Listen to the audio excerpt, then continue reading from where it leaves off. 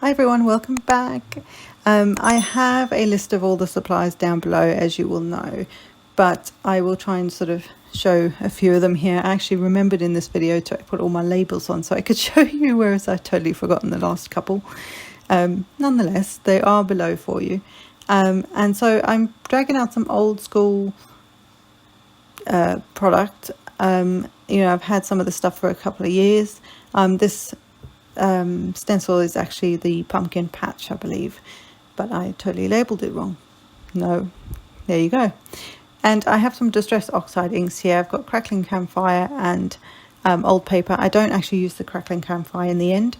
I have pumpkin spice and fake tan lawn fawn inks, and I have I have some perfect pearls in copper. I just found with the copper, I thought that would work really well with the oranges, and I just wanted a lighter, slightly darker, and then like the copper perfect pearls. I borrowed this idea from someone online, and I'm using some mixed media paper from W.H. Smith, so local sort of stationery store here, and I'm just taping the stencil to this paper. Now in hindsight, I shouldn't, well, not that I shouldn't have used this paper, but this paper wasn't working quite so well. I ran out of white cardstock, so this was what I thought would work better. The other thing that I would advise is that I used an Oxide ink, which is a combination of pigment and dye, for the final bit of this technique, but a white pigment ink would work much better. Now my white pigment ink tends to be a little on the I don't know, it's kind of weird, so I wasn't sure it was going to work, so I used the Oxide, which did work, but you'll see when I sort of dust it off, I maybe get a bit too dust it off too much, and it actually smeared some of my perfect pearls. So anyway, so I've stamped I've taped, and then very lightly gone over with the lawn fawn, the lighter of the two oranges, and now I'm going to take my stencil and just turn it one way. So I've turned it, so I've started with it upright, and then I've turned it to the right. So now we're going to get pumpkins in a different shade of orange. So this is the darker of the two lawn fawn inks, and I'm just ink blending again very lightly over the top of this so that I can get, it's just to create some texture and some fun in the background. I experimented with this one with pumpkins, obviously. When I saw this technique being done, it was done with leaves, which looked stunning. I think if you use slightly different colours but in the same colour family, so maybe blues and greens, or maybe if I'd used an orange and a yellow and then a brown or the copper on top of it, that would have looked even better. And more definition, you might have seen more definition, if that makes sense, but this still worked out. I was really chuffed. So with the third way, I was trying to decide which way to do this, whether to go sort of like spin it right round, or whether to just make it so that now the third time the stencil is essentially upside down, which is what I went with. Obviously the stencil being the design that it is, there's pumpkins that are going left, right and all over, so it didn't actually make that much difference in that sense, but it still is a good effect, and I think it's very cool. And I'm going to do this again with some other stencils and with some other colors, and sort of experiment with different colors to see how that works out, because I guess if you used three primary colors, that would look stunning too, because the colors would mix a bit. So after putting on the paper, old paper, Oxide, because it's a pigment, it's going to sit on there much longer. That's why I use two lawn fawn dye inks, because they would dry quicker, and as opposed to two like distress inks, because they would stay longer. That's the nature of distress ink. And then I'm taking the powder, the pigment powder, and just putting that all over with a brush, a dry brush, and just brushing it on. That easy. Can you see already that they are popping out? Now this is the next bit, is where I should have just used a much heavier duty brush rather than a piece of paper towel. by using the brush, you don't, the brushes, I guess the brush bristles, can't say this, are sort of soft enough that they're not going to move that.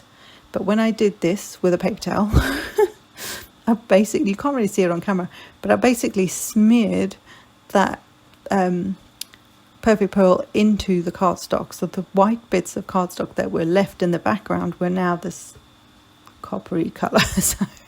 So yeah, it's an experiment. This was the first time I'd done it, but I actually still like it. I still was determined to not give up on it, and I was definitely going to make something out of it for you guys, because I don't want to waste it. It's a cool background. It's just a bit of fun. And when you tilt it, you can actually see the iridescence of the Perfect Pearls. I also then spritzed it with water to see whether I could just get some reaction from whatever ink wanted to react. So there's a little bit of that going on, but you can't really see it, so I won't probably bother with that next time. Then to add some more definition, because I have to ink everything within an inch of its life, I am taking the pumpkin pie lawn fawn ink and going around the edges, and on the table, on the tabletop there, you can see that some of that powders actually come off with the ink. So again, more experimenting, but it's fine. And these 3 pumpkins are from the Names Jack die set from Honeybee. So I cut them out in, I believe it's Mango Melody Stampin' Up cardstock. I had a scrap of it, and then I'm using the pumpkin pie again and going along the edges of it to get just a bit of definition in these pumpkins, because they're so damn cute anyway. And then we are going to put some faces on them, which I'm going to drag out something very old school. So I can't even find them anymore. Maybe they are still about, but I can't find them online, like where I managed to get these stamps. And these are Peachy stamps. So these are the pumpkin faces, and they are so cute. There are some that are like scary pumpkin faces, but there's 3 of them in there that are happy faces. So I chose all the happy ones. So they're all different. And I'm using some Versafine Onyx, not Onyx Black, because there's no black on this card. So I'm not using that. I'm using the Vintage Sepia. And I mean, look at them. They're just so cute. Now in the die set, you do actually get all the pieces. I'll add their stalks on now, which I obviously cut out, but you will also get the faces that you can cut out and add to the pumpkins themselves. So there's a separate little die, and there's a whole bunch of different styles of faces. So to start with, I stamped on some, this is some Nina cardstock, Desert Storm. So I used the Vintage Sepia, and then I also used the pumpkin spice on the other side.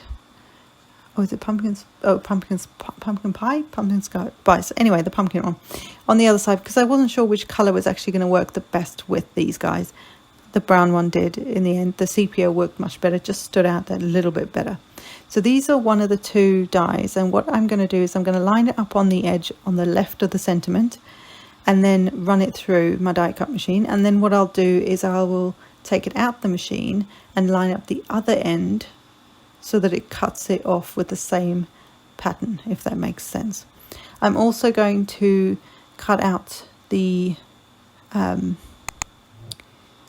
pattern the black our own pattern paper. I'm going to cut those pumpkins out as well, so that I've got a nice panel. And again, I'm using those A2 waffle flower layers dies. They're so handy if you get your hands on something like that. Waffle flower do great ones where there's just a whole bunch of different sizes. I believe I don't order all the time from Simon Says Stamp, just because they're in totally miles away from me, but in a different country miles away. But they I believe they also do serious stackable dies. I don't know if maybe Hero Arts as well. Anyway, so I now have the little stalks that I'm going to pop on, and I was just trying to work out where they're supposed to go, because it's the first time I've used this die set. Because at first I thought maybe they needed to go sort of flush with the edge of the pumpkin, like they sort of sat right in there, but I don't think they do, so I just pop them on top and it works just fine. So I'm just grabbing the stalks. I'm using some glue dots to stick them on, and there are different size stalks for the different size pumpkins. So there's 2 sizes of pumpkin and 2 sizes of stalk, and I think the faces are probably all the same size. But they also come with the ghosts as well. So yeah, actually there's I do have this, there's the stamp set that goes with it called the Knaves Jack, and it's got all the pumpkin faces in it. I could have used that too. Anyway, so now I want to figure out where I'm going to pop my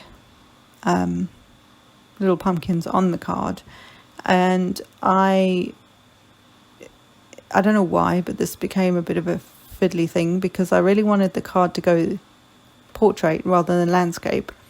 So in the end, I'm going to end up cutting my pumpkins. Sorry, pumpkins. Like this way just didn't feel like the card was full enough. And also the way that I'd started to do, although I'd gone, you know, with my stencil, I've sort of had it the right way up and then sort of twisted it around as I was adding all these different layers on. It still made more sense in a portrait. What's the word? I can't think today. Portrait in that position. So in the end, I decided to sort of temporarily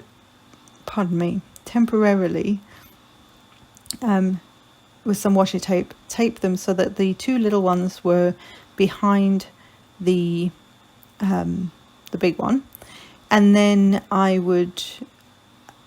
do want to pop them up so that they look, it did look better. I did sort of try sticking them just flat, not actually sticking them, but sort of putting them, can't talk today, sorry, it's been a rough week. Trying to sort of line them up where I thought I wanted them on the card, but flat just didn't work. They needed to be popped up. It was just that moment of, yep, they've got to be popped up. So I am going to do that. And then I'm also going to, I believe, double pop up, that's a mouthful, my middle one so that he really stands out even more so from the 2 in the back. So now I've just removed him from the washi tape that I used just to kind of line them all up, and then I will and carefully take it off the back of the other 2. And now, just because I know roughly where he's got to sit, I'm just going to take some of that those foam dots, and line them up, and then put another layer on top of it as well. And that way when I stick him on, he's just a little bit further in front of them, and it just gives it lots of dimension. I just think it's so cool, so that's why I did it. And then this sentiment gave me some trouble trying to line it up. You guys know I can't do straight lines. Don't know what it is, just can't line anything up. And every time I went to fiddle and faff with this thing, it was squonk. And then I thought I had it right, and I looked at it after I'd finished the video, and it's still skew. But anyway, it's fine. It's fine. It'll be fine. So I did more faffing about here than I probably needed to, but you know how some things just go the way they go.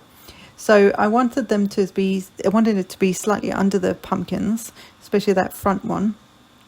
But I also didn't want it too high up, otherwise you would lose the wording, and you wouldn't be able to read it properly. So that's just something to bear in mind. And then my pumpkins that are sticking off the edge, I am going to trim them down. Sorry, pumpkins. And this one was a little trickier because I didn't think about where my foam dot was. So it bothers me a little bit because it's a little bit skew. But it's fine. It's a handmade project. People would love things like this. And every time I have given cards away, I know I'm very bad at it, people love it, you know, because you've taken the time to do that. So what I did was, these are some Lucy's little things, Lucy's from Lucy's cards, and she's local to me, and so I really like supporting local, as I think we all should. And so what I did with these are, I think, the sample pack that came with one of my orders, and so I literally just I'm using some Fabri-Tac to stick them on, but I just chucked them on. That's a technical term, of course. Just chucked them on the card, and then where they landed is where I put them, because sometimes I can't do random. So this actually worked out quite well, because in the end I was quite happy with where they landed up sitting, and I think they work somehow, just for a bit of extra sparkle and dimension in the background. But I think they look really cute, so I was happy. And like I say, use some Fabri-Tac just to stick them on there. That stuff's great. I love that stuff. And that's it. It's that easy. So hopefully in the light you'll not only see the sparkle of the little gems, and the colours work really well. I need to work out what pack that is, because the sample pack that I have doesn't have a name on it. But hopefully you can see the shine on those pumpkins at the top, and then the cute little guys at the bottom. And I just think it's so cool. It's just created this very cool, like one of those sort of cards that you pick up and you think, right, what's going on here? And you kind of keep turning it and moving it to see what else you can find. I love things like that. So, so I hope you do too. So I hope you've enjoyed this, and I hope you give this sort of technique a try. It's not new. I mean, it's new to me, but it's not a new technique, I would imagine. And like I say, I borrowed it from someone else, but it's the coolest thing. So I hope you've enjoyed this, and I will see you next time, guys. Bye.